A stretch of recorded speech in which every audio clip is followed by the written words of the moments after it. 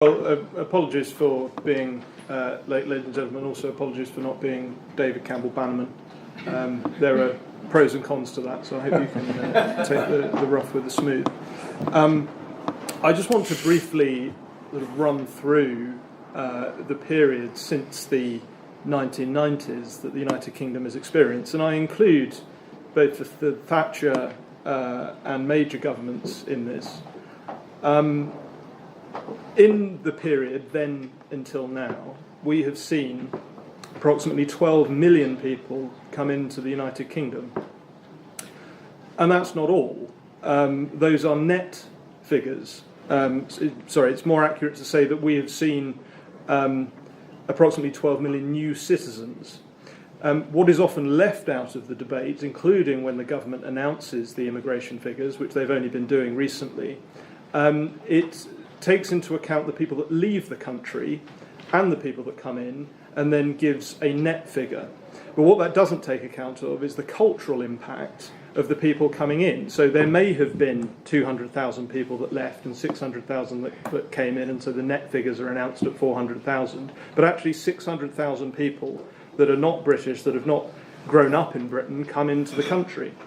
And I would agree with Daniel and Stephen's point that Britain, despite what you read in the press about Conservatives being fascists and Nazis and all this sort of nonsense, Britain is one of the most tolerant countries in the world. Anyone who's travelled the world will know that. But the problem has been that the British public have never been consulted on the idea of mass immigration, not immigration, because I think almost everyone in the country is open to the idea of immigration, but not mass immigration.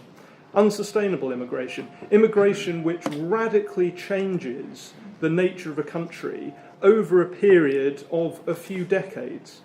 I think we're seeing the results of that all around us, and these are not good results. These are soaring levels of knife crime, gun crime, gang violence, Sharia law, the separation of societies, what I would describe as a bottom-up apartheid, societies self-segregating rather than being segregated.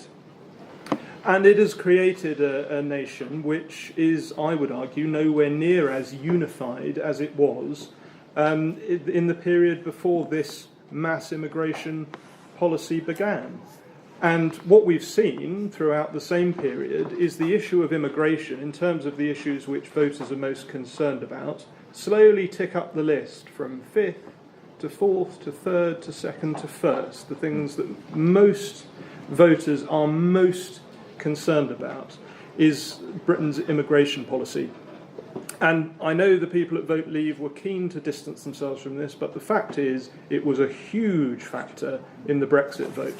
I campaigned for Brexit for 2 years, pretty much non-stop, and there is no doubt in my mind that the public's concern about the fact that we essentially have an open border to certainly Europe, but effectively the world, is a major factor in electoral decision-making. And for some reason, Peter Oborne describes it as the phenomenon of Londonism. The Westminster bubble simply will not listen to that concern. They have a complete tin ear to it. And we heard from your old chum, Daniel, George Osborne, when he... He's not my chum. No, I know.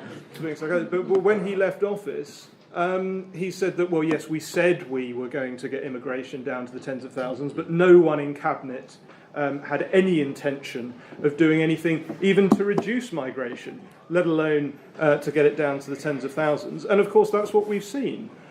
We've seen a dip in migration as a result of the uncertainty created by the Brexit vote. I don't believe it's anything to do with government policy. And this notion that because of the recent Windrush issue, we've got to radically change immigration policy, completely absurd. This was a Home Office administration error. I don't think anyone who is familiar with Theresa May and Amber Rudd would suggest that they were pursuing a vendetta against people from the Caribbean.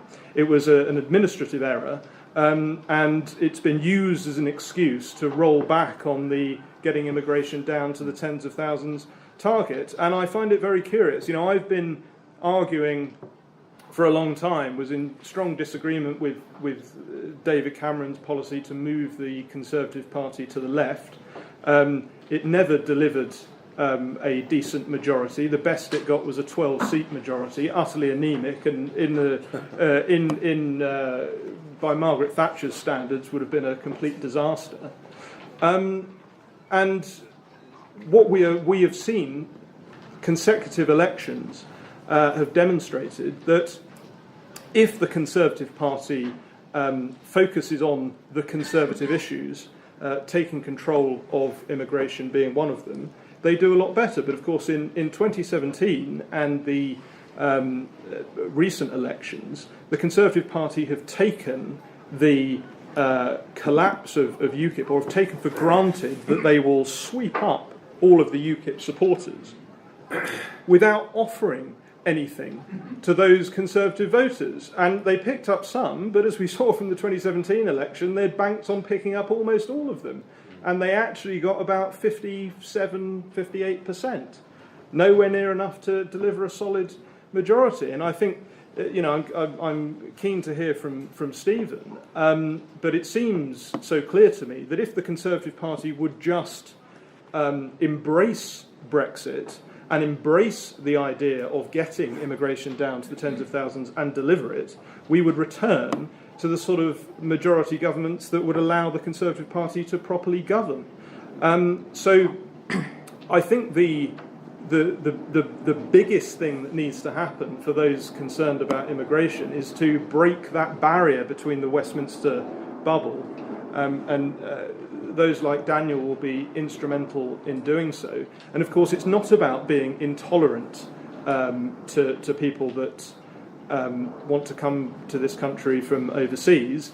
It's about managing our own resources, managing immigration, and allowing it to lead to a cohesive, not a divided society. And I've seen endless evidence to suggest that mass immigration actually breaks society down, and those that are its strongest advocates don't realise, when they call people like Theresa May fascists, that if they continue with these policies of mass immigration, it's very likely you will see a rise in actual fascism, because the social fabric of the United Kingdom cannot take it. So, to me, you know, from a grassroots Conservative perspective, that is the message to get across, and I see no evidence, certainly of anyone in cabinet, including the Brexiteers like Boris Johnson and Michael Gove, who are generally very pro mass immigration from what they've said, is taking account of the public's views on this. And I frankly can't wait until we get a senior politician, whoever it might be, that will come in and take account of that. And I think there's a huge amount of support waiting for them, not to approach it in an intolerant way, but to approach it in a way that acknowledges the deep concern of the British public. Thank you very much.